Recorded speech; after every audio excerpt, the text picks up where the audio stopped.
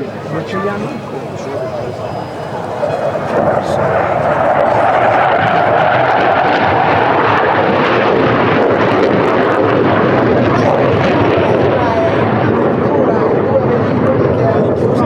A bassissima quota e ad altissima velocità. Come vedete le ali erano completamente chiuse a 67 gradi. In questo momento gli aerei volano a una velocità di circa in linea di fronte, accelera per l'apertura a incrocio con la quale si riposiziona per simulare una operazione di Close Air Support.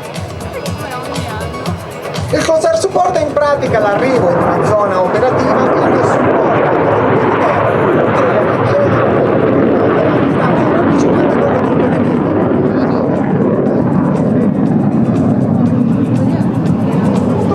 supporta più in alto e mediante un nuovissimo Poder Rangelite 2 osserva l'area di interesse trasmettendo le immagini in diretta al personale amico che si trova al suolo.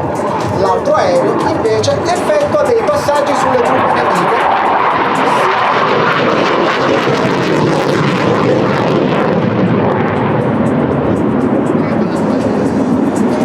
da deterrente, mentre l'altro tornado, come vedete, continua a ordinare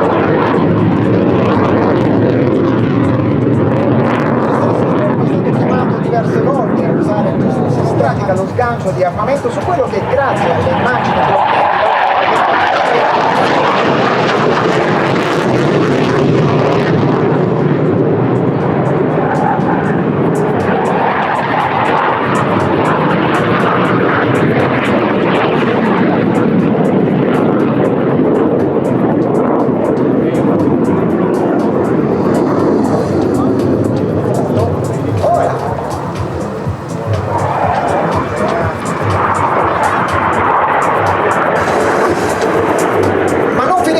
perché vogliamo farvi una sorpresa e portarvi con noi a bordo direttamente nel cockpit dell'aeroplano, ascoltando la voce del leader. Comandante, tutta Jesolo, l'ascolta.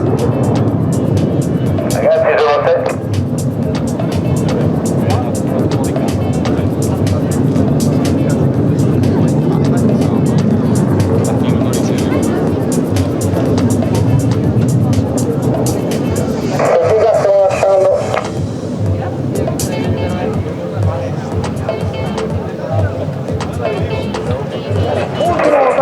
Per il tornado di Jesolo.